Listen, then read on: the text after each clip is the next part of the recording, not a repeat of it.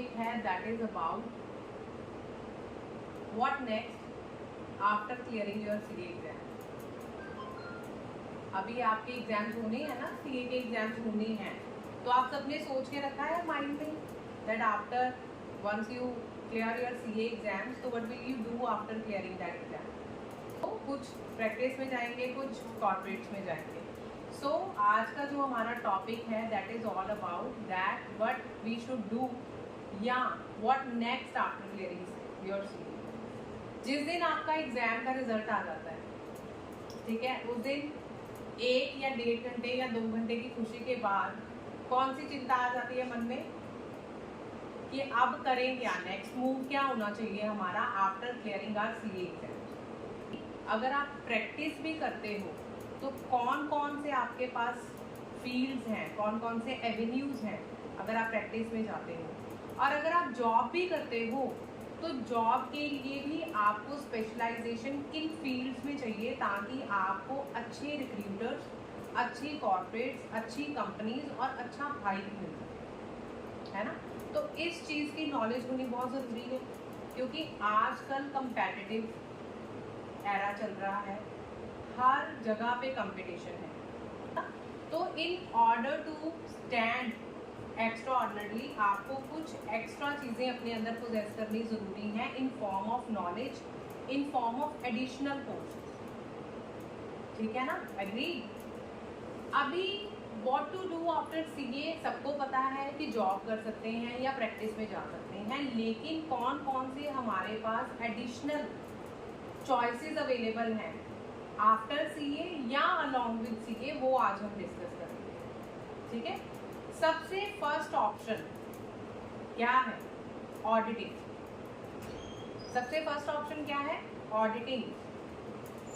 अभी तक हमें पता है that only chartered accountants are permitted to do the audits of financial statements. Various corporations या ऑर्गेनाइजेशंस हैं जो अपने फाइनेंशियल स्टेटमेंट्स का ऑडिट सिर्फ और सिर्फ सीए से करवा सकती हैं।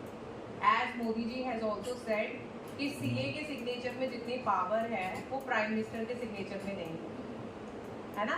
तो फाइनेंशियल स्टेटमेंट्स की ऑडिटिंग का जो कार्यभार है वो सिर्फ और सिर्फ ऑडिटर के हाथों में है, और ऑडिट कौन कर सकता है? Chartered accountant. सो ये प्रिविलेज हमारे पास है कि आप ऑडिटिंग में अगर जाना चाहते हैं तो you should have thorough knowledge auditing standards की एंड साइमल्टेनियसली जो कॉरेस्पॉन्डिंग सब्जेक्ट्स हैं, क्योंकि ऑडिट का मतलब है आपको वेरियस सब्जेक्ट्स की थॉरो नॉलेज होनी चाहिए, जिसमें आपका डायरेक्ट टैक्स भी आ जाएगा, आपका कंपनी लॉ भी आ जाएगा, आपका फाइनेंशियल मैनेजमेंट भी आ जाएगा, मैनेजमेंट अकाउंटिंग भी आ जाएगी, कॉस्ट अकाउंटिंग भी आ जाएगी, और एक्सेट्रा एक्सेट्रा। मतलब लिमिटलेस लिस्ट है जिसकी नॉलेज आपको होनी चाहिए अगर आप ऑडिटिंग में जाते हैं, ठीक है।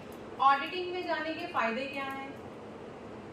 फायदा ये है, एक तो स्कोप बहुत वाइड है, वाइडर स्कोप होने की वजह से आपको कॉम्पनसेशन भी इंक्रीजिंग रेट पे मिल जाती है, ठीक है, और एक रेप्यूटिव प्रोफाइल में काउंट किया जाता है। So first option is you can go for auditing, मतलब आप एज एन ऑडिटर एक्सेल कर सकते हैं, ठीक है। Second option would be direct और indirect taxation. We all know direct taxation में क्या आ जाता है आपका? डायरेक्ट टैक्स मतलब इनकम टैक्स जिसको आप कहते हो, जो कि अपने आप में ही एक स्टैंड अलोन सब्जेक्ट है, बहुत ही वास्ट सब्जेक्ट है, ठीक है। और इनडायरेक्ट टैक्सेशन में आ जाता है आपका जीएसटी एंड अदर लॉज। अब आपको पता है with the introduction of GST in 2017 CA के काम का स्कोप बहुत वाइडर हो गया है, बहुत बढ़ गया है, क्योंकि जीएसटी की कंप्लायंसेस टाइम टू टाइम उसमें अमेंडमेंट्स आती रहती हैं, टाइम टू टाइम आपको जीएसटी की नई नोटिफिकेशंस के साथ अपडेटेड रहना पड़ता है। सो जो बिजनेस हैं, जो बिजनेसेस हैं, उनको अब जीएसटी की कंप्लायंस मैंडेटरी हो गई है, क्योंकि अगर वो नहीं जीएसटी की कंप्लायंस करेंगे तो आपको गवर्नमेंट या डिपार्टमेंट जो है वो कंप्लायंसेस करवाएंगे by sending you the notices, by sending you the non-compliance notices, ठीक है। तो डायरेक्ट और इनडायरेक्ट टैक्सेशन में आप जा सकते हैं, जिसके लिए आपको अगेन डायरेक्ट टैक्स की थॉरो नॉलेज होनी जरूरी है अगर आप डायरेक्ट टैक्स में जाना चाहते हैं। अगर इनडायरेक्ट टैक्स में जाना चाहते हैं तो जीएसटी और अदर लॉज, जिससे कंपनी लॉज वगैरह भी आ जाते हैं इसमें, उनकी नॉलेज होना कंपल्सरी है। Third one would be banking and insurance sector. मतलब अगर आप अपनी सीए क्लियर आउट कर चुके हैं और अगर आपका इंटरेस्ट है बैंकिंग इंडस्ट्री की तरफ, तो आप इस फैक्टर को भी कंसिडर कर सकते हैं कि हम बैंकिंग या इंश्योरेंस इंडस्ट्री में जा सकते हैं। अब अगर हम किसी भी फील्ड की बात करें या किसी भी एवेन्यू की बात करें, अगर मैं बात कर रही हूँ डायरेक्ट और इनडायरेक्ट टैक्स, तो हम सिर्फ ऊपरी चीज के बारे में सोच रहे होते हैं कि डायरेक्ट टैक्स है तो इनकम टैक्स का देख लिया। इनकम टैक्स की थॉरो नॉलेज से मेरा यही मतलब है कि आपको फिर उसका ईच एंड एवरी इंच, है ना, ईच एंड एवरी प्रोविजंस आपके फिंगर टिप्स पे होनी चाहिए। You should have that knowledge कि अगर आपके सामने किसी भी तरीके की कोई भी प्रॉब्लम आ जाती है तो आप उसको किस तरीके से सॉल्व कर पाएंगे। यही चीज आपको अलग बनाएगी। बिकॉज अगर आप सीए स्टूडेंट हैं, आप सीए पास आउट कर चुके हैं, तो हर बंदे को, हर सीए को, हर इंडिविजुअल को नॉलेज तो होगी। डायरेक्ट टैक्स की भी होगी, इनडायरेक्ट टैक्स की भी होगी, ऑडिट की भी होगी और कंपनी लॉ की भी होगी। सबको नॉलेज होगी क्योंकि आपने पढ़ाई की है, ठीक है, पूरे 2.5 साल। लेकिन जो फैक्टर आपको सबसे अलग बनाने वाला है वो ये है कि आपने उन चीज़ों को परसीव कैसे किया है, आपने इंटरप्रिटेशन कैसे की है, आपके माइंड में वो चीज़ें कैसे बैठी हुई हैं और आप उन प्रोविजंस को अगले बंदे के, अगले क्लाइंट के जो बिजनेस है उसकी बेटरमेंट के लिए यूज कैसे कर सकते हैं। Got it. नेक्स्ट, बैंकिंग और इंश्योरेंस सेक्टर के बारे में आप देखिए, being a professional, being a chartered accountant, it's not your responsibility to prepare banks financial statement. अब बीइंग, अगर आपने इंटर्नशिप कर रहे हैं तो इंटर्नशिप करते करते आप वेरियस बैंक में कॉन्करेंट ऑडिट के लिए गए होंगे, स्टैट ऑडिट के लिए गए होंगे, तो आपने देखा होगा कि you will be available, you will be provided with the financial statements of the banks. आपने उन बैंक्स की फाइनेंशियल स्टेटमेंट्स को स्टडी करना है और उसमें से आपने जो भी लैकिंग पॉइंट्स हैं या जो लूप होल्स हैं, आफ्टर ऑडिटिंग आपने वेरिफिकेशन के बाद उनको बैंकिंग के जो पर्सोनल्स हैं, बैंक के पर्सोनल हैं, उनको आपने इन्फॉर्म करना होता है, ठीक है। So being a chartered accountant, it's not your responsibility to prepare financial statement, but to review those financial statements, है ना। तो बैंकिंग में अगर आप जाना चाहते हैं तो फिर आपको बैंकिंग रेगुलेशंस, बैंकिंग इंडस्ट्री के क्या नॉर्म्स हैं, उनके क्या स्टैंडर्ड्स हैं, उनकी नॉलेज होनी जरूरी है। जो प्रिपरेशन का काम है वो आप छोड़ दीजिए किस पे, बैंकिंग पर्सोनल्स पे। आपका काम है रिव्यू करके देने का, being a concurrent auditor, being a stat auditor, ठीक है। सेकेंड पार्ट इसका क्या था, इंश्योरेंस सेक्टर में आप जा सकते हैं। इंश्योरेंस सेक्टर में जाएंगे तो फिर आपको IRDA, ये है बॉडी जो कि इंश्योरेंस सेगमेंट को, इंश्योरेंस इंडस्ट्री को रेगुलेट करती है ना। तो आपको फिर इस एक्ट की नॉलेज होना जरूरी है। Getting my point. So fourth option क्या है, सीए पास आउट। आपको क्लियर है ना कि हम डिस्कस क्या कर रहे हैं। हम डिस्कस कर रहे हैं कि after clearing your CA you will be left with various options, various alternatives. You have to choose on the basis of your interest, your specialisation, your experience. आपका इंटरेस्ट किस में है, ठीक है। By blindly following some other person की वो ये कर रहा है, मेरा फ्रेंड ये कर रहा है, या मेरे नोन में या मेरे सराउंडिंग में है, उसने आफ्टर क्लियरिंग सीए ये वाला कोर्स कर लिया, ये वाली चीजें कर ली, that will be beneficial or better for his or herself, ठीक है। लेकिन आपके लिए that would not be working क्योंकि आपका इंटरेस्ट नहीं है। बिजनेस कर सकते हैं। तो fourth option would B business, ठीक है। फर्स्ट वॉज ऑडिटिंग, आप ऑडिट फील्ड में जा सकते हैं। Second was direct tax, indirect tax. Third was banking और इंश्योरेंस सेक्टर में जा सकते हैं। फोर्थ बिजनेस, ठीक है। बिजनेस के दो चीजें हैं, बिजनेस में आप दो ऑल्टरनेटिव्स ले सकते हैं। पहला क्या है, to start with your own business, ठीक है, and second to join the family business.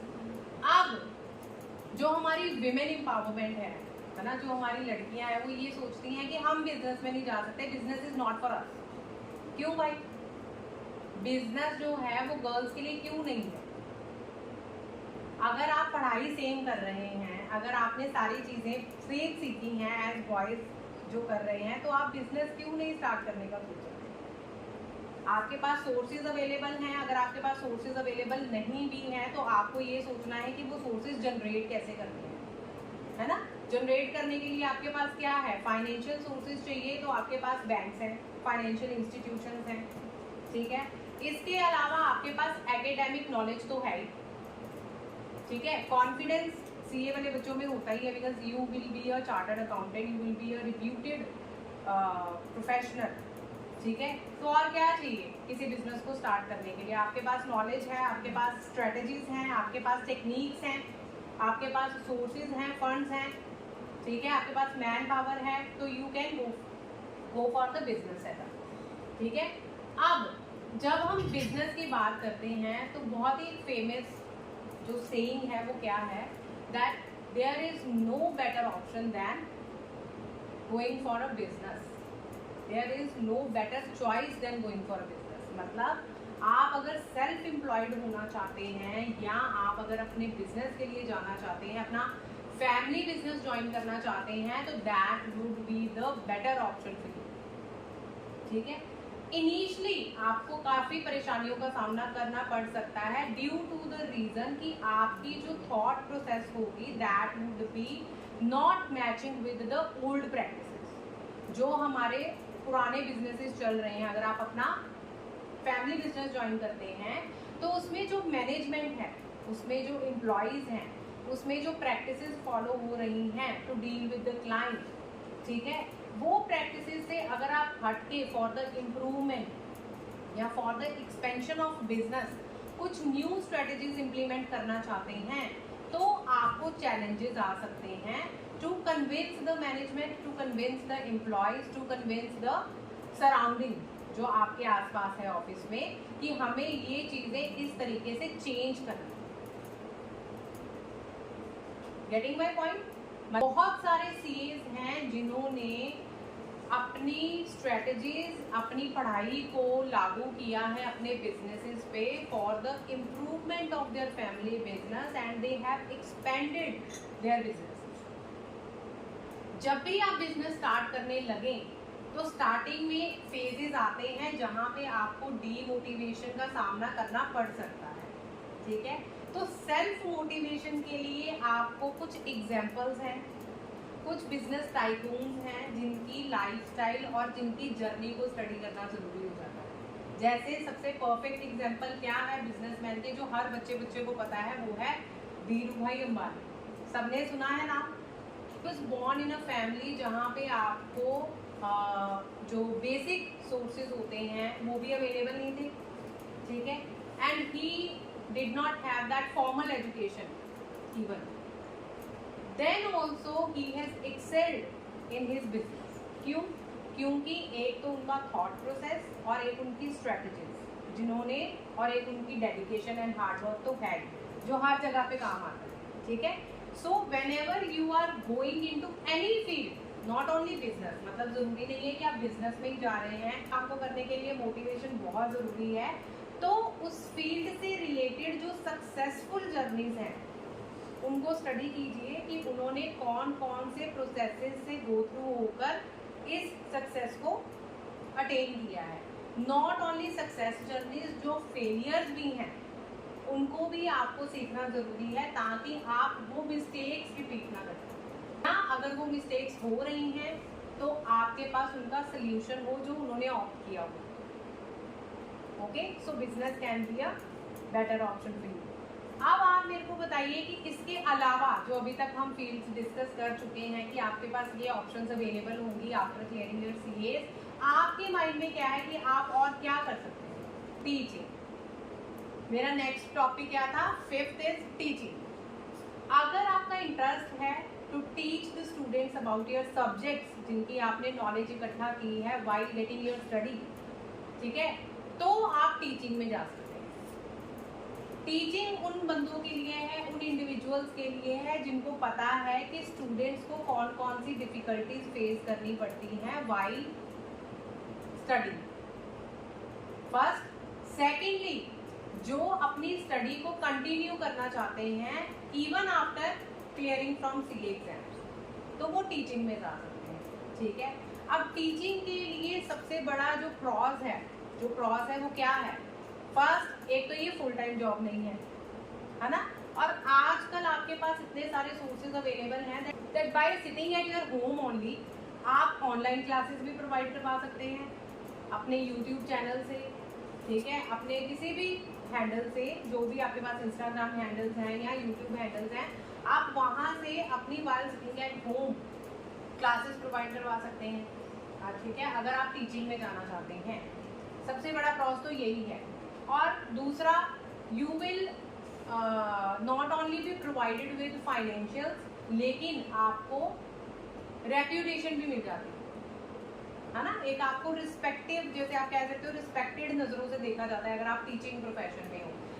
इसके एग्जाम्पल सबसे बड़े टीचिंग के क्या हैं?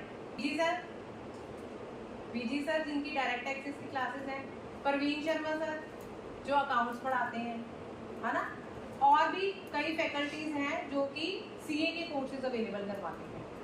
ओके, सो वो ये सीए के कोर्सेज कैसे अवेलेबल करवाते हैं? अपनी प्रैक्टिस को भी कंटिन्यू कर रहे हैं, अपनी जॉब्स को भी कंटिन्यू कर रहे हैं, और साथ में उन्होंने अपना साइड बाय साइड ये प्रोफेशन टीचिंग का भी कंटिन्यू रखा हुआ है। इनिशियली आपको फाइनेंशियली इतना वाइबल नहीं लगेगा क्योंकि मार्केट में various faculties, various teachers are available. तो आपको अपनी जगह बनाने के लिए अगेन वो एक्स्ट्राऑर्डिनरी फैक्टर लेके आना पड़ेगा ताकि स्टूडेंट्स आपके साथ इंटरेक्ट कर पाएं। जिस सब्जेक्ट की आप कोचिंग या टीचिंग करवाना चाह रहे हैं उस सब्जेक्ट की भी आपको नॉलेज होनी चाहिए। You will be well versed with the subject, क्योंकि सामने वाला आपसे क्या क्वेश्चन पूछ लेगा, you have no idea about that, है ना। और स्टूडेंट्स ने अपने डाउट्स क्लियर करने हैं, उन्होंने आपसे जो भी क्वेश्चनिंग करनी है, you have to be well prepared for the answer. तो वो वेल प्रिपरेशन का ऐसे होगी अगर आप अपने सब्जेक्ट में वेल वर्स्ड हैं तो। ठीक है, so teaching can be the other option if you have cleared out your CA exam. ठीक है, अब टीचिंग के अलावा आप क्या कर सकते हैं? Further study. ठीक है, अगर आप कोई ऐसे जन हैं जो कि बिग फोर्स में जाना चाहते हैं या इंटरनेशनल कंपनीज में जाना चाहते हैं, मल्टीनेशनल कंपनीज में जाना चाहते हैं, या you want to work abroad, तो you can go for further studies in international courses. अगर आप सीए कर रहे हैं या आप सीए क्लियर कर चुके हैं तो आपके पास बहुत से ऐसे ऑप्शंस अवेलेबल हैं कोर्सेज के, जो कोर्सेज शॉर्ट ड्यूरेशन के होते हैं, और कुछ कोर्सेज ऐसे हैं जो कि प्रोफेशनल, जैसे कि सीए, सीएस या फिर सीएमए, ठीक है, उन प्रोफेशनल्स को कुछ एग्जाम्पशंस भी प्रोवाइड करते हैं कि आपको पूरा का पूरा कोर्स जो एक इंडिविजुअल अदर देन सीए कर होता है, जो वो 2 से 3 साल लगाता है, सीए उसको with in a year complete कर सकता है। और सीए के अलावा आपके कैप में एक अनदर फेदर ऐड हो जाता है उस कोर्स का, जिस कोर्स को करने के बाद you will have ample opportunities in jobs and in practice also. Suppose once you got cleared in your CA exam, तो आप कौन कौन से कोर्सेज कर सकते हो? एसीसीए कर सकते हो। ठीक है, एसीसीए 160 प्लस कंट्रीज में रिकॉग्नाइज्ड है। ठीक है, उसके लिए आपको करना कुछ नहीं है, आपको 12th पास होना जरूरी है। ठीक है, अगर आप 12th पास कर चुके हो, आपने ग्रेजुएशन भी कर ली है, और प्लस पॉइंट अगर आप सीए भी कर चुके हो, तो 14 सब्जेक्ट्स होते हैं एसीसी में, लेकिन एसीसीए ने एग्जाम्पशन दी है सीएस को कि आपको सिर्फ और सिर्फ 5 सब्जेक्ट्स के एग्जाम देने हैं। मतलब आपको 3 सब्जेक्ट फर्स्ट लेवल के और 6 सब्जेक्ट सेकंड लेवल के एग्जाम्प्टेड हैं। You will be left only with the 5 subjects of third. आप सीधा कहाँ पे जंप करेंगे? तीसरे लेवल पे। And after clearing those 5 subjects you will B ACCA certified हो जाएंगे। दूसरा कोर्स CFA कर सकते हैं, इसलिए कर सकते हैं, CFA के लिए जा सकते हैं, CPA के लिए जा सकते हैं, सर्टिफाइड पब्लिक अकाउंटेंट, ठीक है। आप FRM के लिए जा सकते हैं, आप CMA US के लिए जा सकते हैं, और भी बहुत सारे कोर्सेज हैं। ये मैंने आपको कुछ गिने चुने कोर्सेज बताए हैं जो कि आजकल पॉपुलर हैं, आजकल डिमांडिंग हैं, ठीक है। लेकिन ये वाले कोर्सेज जो हैं जैसे CMA US है, उसमें आपको मैनेजमेंट की थॉरो नॉलेज आ जाती है ना। मैनेजमेंट, अकाउंटिंग, फोरकास्टिंग, बजटिंग, आपका फाइनेंशियल स्ट्रेटजीज, ये सब कुछ आपको CMA US में सिखाया जाता है। Have interest in your management studies, cost management या फाइनेंशियल स्ट्रेटजीज, तो you can have that option कि आप CMA US के लिए जा सकते हैं, और इसके लिए सिर्फ और सिर्फ आपको ग्रेजुएट होना जरूरी है, ठीक है। EY, PwC, Thornton, Bank of America, KPMG, Deloitte, बहुत सी ऐसी कंपनीज हैं जो कि इन प्रोफेशनल्स को बहुत अच्छे पैकेजेस पे हायर करते हैं। आप फाइनेंस में इंटरेस्टेड हैं तो आप FRM के लिए भी जा सकते हैं।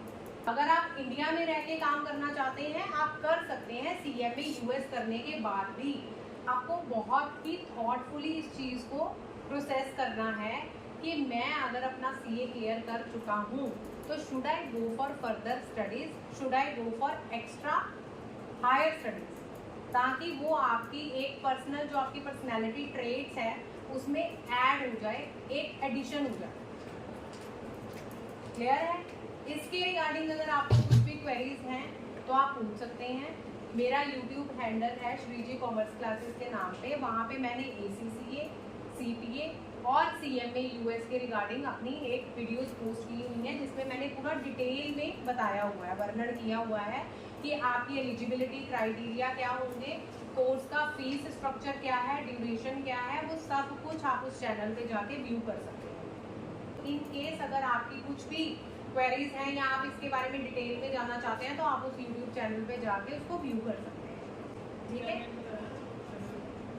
Shriji commerce classes, SHREEJI commerce classes, आगे 2 फेदर हैं, आप वहाँ पे जाके कोर्सेज की डिटेल जान सकते हैं। इसके अलावा जो डायरेक्ट टैक्स से रिलेटेड प्रोविजंस होती हैं जिनमें स्टूडेंट्स को परेशानियां आती हैं, वो वाले प्रोविजंस की भी इंटरप्रिटेशन मैंने बहुत ही सरल भाषा में अपने चैनल पे बताई हुई है।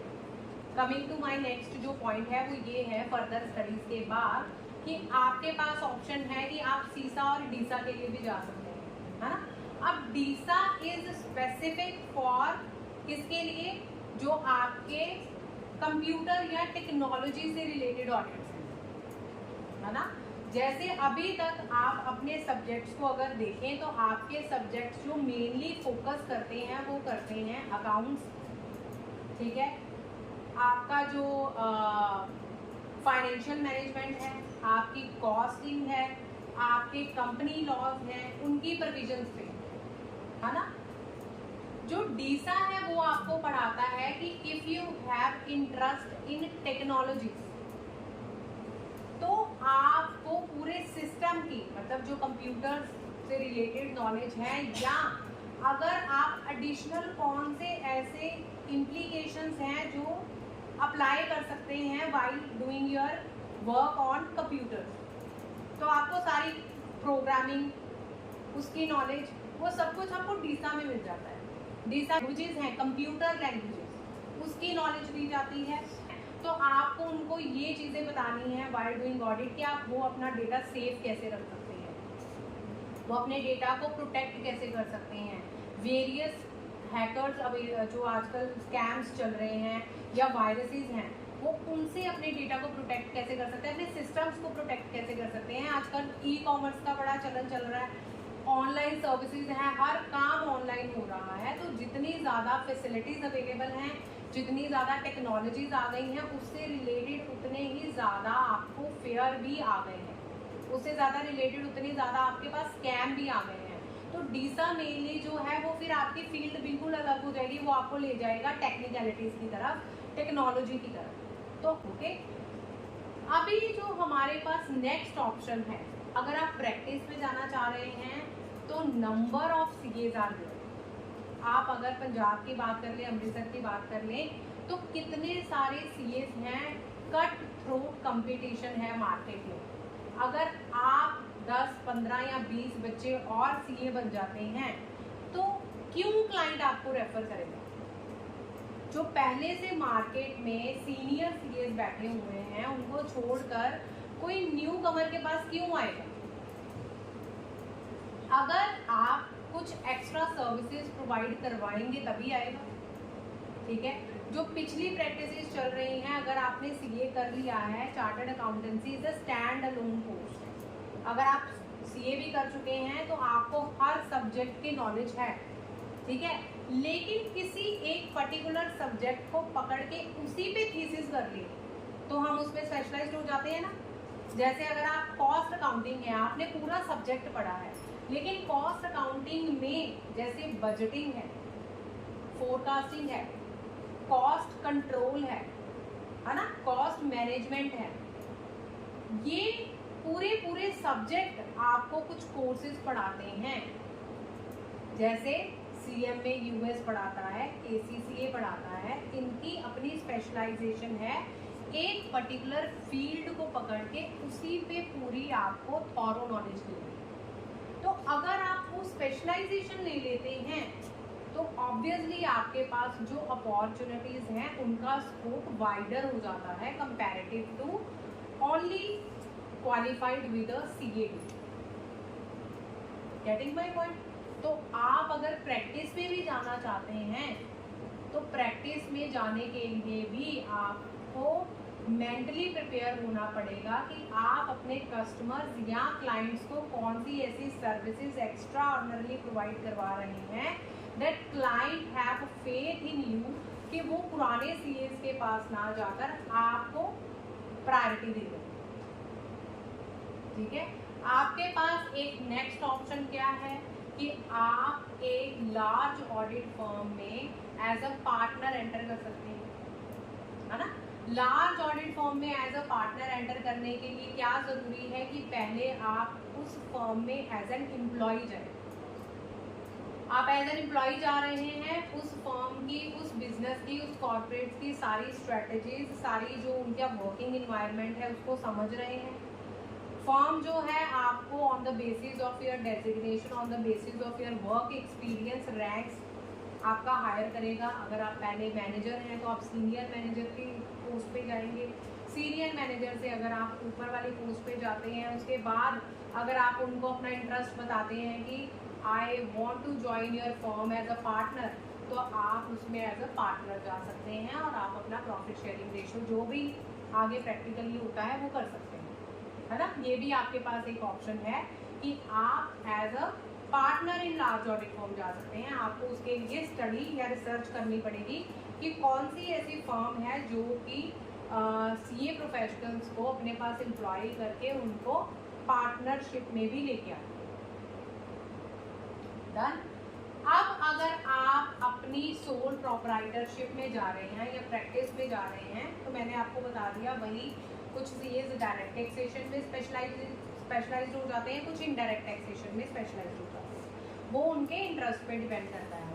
प्रैक्टिस कर रहे हैं डायरेक्ट टैक्स में, इनडायरेक्ट टैक्स में, ठीक है। इसके अलावा अगर आप जॉब्स में जाते हैं तो और कौन सी जॉब्स की अवेलेबिलिटी है?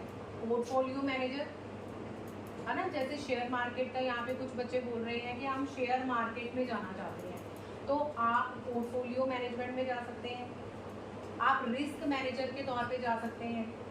ये सारी ऐसी जॉब्स हैं जो कि अभी तक इतनी ज़्यादा एक्सपोज्ड नहीं हुई हैं, इनको इतना एक्सपोजर नहीं मिला है, ठीक है। और मेट्रोपॉलिटन सिटीज़ हैं जहाँ पर जो स्टूडेंट्स हैं वो परस्यू करते हैं along with chartered accountancy course, various other courses को, ताकि जब वो सीए का कोर्स करके बाहर निकले तो उनके पास 2-3 डिग्रीज और हों जो कि ऐड ऑन करें उनकी रिज्यूमे में, ठीक है। अब आप अगर किसी एम्प्लॉय के पास जाते हैं, you have only chartered accountancy का डिग्री, ठीक है, और एक दूसरा एम्प्लॉय या दूसरा जो एस्पिरेंट है वो आया है जिसके पास सीपीए भी है, सीए भी है, उसने CSP किया हुआ है and he has some specialised knowledge, जैसे उसने FRM भी किया हुआ है, ठीक है। तो रिक्रूटर जो है वो किसको प्रायोरिटी देगा for employment? Obviously with the higher specialisation, ठीक है, वो उन्हीं को प्रायोरिटी देंगे ना। तो इसीलिए अगर आप CA का कोर्स करके साथ में कुछ कोर्सेज और भी कर लेते हैं जिसमें आपको मिले जुले सब्जेक्ट जो आप CA में पढ़ चुके हैं वैसे ही सब्जेक्ट्स देखने को मिलेंगे, लेकिन वास्ट कंसेप्ट्स के साथ, और उनकी ड्यूरेशन भी इतनी लंबी नहीं होती है। मैक्सिमम कोर्सेज जो हैं 1 या 1.5 ईयर्स में कंप्लीट हो जाते हैं, ठीक है। इसके अलावा आप एज एन इंटरनल ऑडिटर काम कर सकते हैं। इंटरनल ऑडिटर के लिए तो आपके पास ये भी है कि अगर आप इंटरमीडिएट पास हैं तो भी कुछ ऐसे कॉरपोरेशंस या कंपनीज हैं जो कि इंटरमीडिएट पास स्टूडेंट्स को भी अपने पास as an internal auditor employ करती हैं। कुछ की पॉलिसीज ऐसी हैं कि हम सिर्फ सर्टिफाइड प्रोफेशनल्स को ही CA करने के बाद अपने पास एम्प्लॉय करें, ठीक है। आप टैक्स एडवाइजर के तौर पे काम कर सकते हैं। आप अपनी एक कंसल्टिंग फर्म बना सकते हैं जिसमें आप कंसल्टेशन दे सकते हैं related to any matter, again depend on your interest. Taxation matter हो सकते हैं, इनडायरेक्ट टैक्स हो सकता है, डायरेक्ट टैक्स हो सकता है, कॉस्टिंग हो सकता है, again it completely depend on your interest. और अगर आप मार्केट को स्टडी करते हैं, जिस मार्केट में आप काम कर रहे हैं जिसका स्कोप ज़्यादा है, आप उस पर स्टडी करके उसमें एक्सेल हो सकते हैं, ठीक है। मतलब इंटरनल ऑडिटर हो गया, टैक्स कंसल्टेशन हो गया, पोर्टफोलियो मैनेजर हो गया, स्टैट्यूटरी ऑडिटर के तौर पर आप काम कर सकते हैं किसी फर्म के साथ एसोसिएट होकर। आप अपनी स्पेशलाइजेशन ये बना सकते हैं कि आप स्टैट्यूटरी ऑडिटर के तौर पे एक्सेल कर सकते हैं, ठीक है। तो ये हो गए हमारे वो वाले कोर्सेज या फर्दर स्टडीज या ऑप्शंस जो मैंने आपको बता दिए हैं कि अगर आप जॉब के लिए ऑप्ट करते हैं then you have these options, अगर आप प्रैक्टिस में जाते हैं तो यू हैव दीज ऑप्शंस, ठीक है। अब इन ऑप्शंस के अलावा ICAI भी आपको पोस्ट ग्रेजुएशन या पोस्ट डिप्लोमा कोर्सेज बताती है। मतलब अगर आप CA कर चुके हैं उसके बाद you are left with 3 months या 4 months and you are waiting for your results, तो you can go for these courses also, जो कि 3-4 months के या 6 months के होते हैं आपके, है ना। जो ICAI का पोर्टल है उस पर आपको इन कोर्सेज की डिटेल मिल जाएगी। अगर आप इन कोर्सेज में जाना चाहते हैं, डिप्लोमा होल्डर्स बनना चाहते हैं, तो आप इन कोर्सेज में भी जा सकते हैं। इनका फ़ायदा आपको सिर्फ यही होगा कि आपके रिज्यूमे में कोर्सेज ऐड ऑन हो जाते हैं और आपको एक एडिशनल नॉलेज मिल जाती है, और वो एडिशनल नॉलेज आप एग्जीक्यूशन में ला सकते हैं प्रैक्टिकली, ठीक है, which will make you different from the other candidate. So ये वाली चीज़ें हैं जो आप अपनी बेटरमेंट के लिए यूज कर सकते हैं। लास्टली मैं सिर्फ आपको ये चीज़ बोलूँगी कि कभी भी, जैसे मैंने आपको बोल दिया है ना कि आप ये कोर्सेज कर सकते हैं, CFA के लिए जा सकते हैं, FRM के लिए जा सकते हैं, आप ब्लाइंडली ट्रस्ट मत कीजिए कि आपको कोई क्या सजेशन दे रहा है। आप पहले उस पर स्टडी कीजिए, रिसर्च कीजिए, अपना इंटरेस्ट देखिए, किस सब्जेक्ट में यू आर इंटरेस्टेड, उस इंटरेस्ट को लेकर आप आगे फर्दर स्टडीज के लिए जाएं। Because if something is working for one person, it is not mandatory that it would be working for you also, because each and everyone has its own potential, their own caliber, their own interest। तो आप अपने interest, अपने calibre, अपने potentials के हिसाब से ही अपनी field और अपनी फर्दर कोर्सेज को चूज कर सकते हैं, ठीक हो गया। अब इसके रिगार्डिंग अगर किसी के कोई भी क्वेश्चंस हैं तो you are free to ask.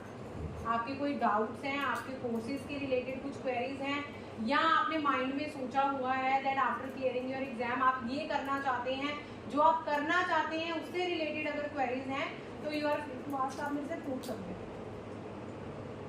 या अभी जो मैंने आपको बताया है उससे रिलेटेड अगर आपके दिमाग में कुछ आया है तो आप वो भी पूछ सकते हैं।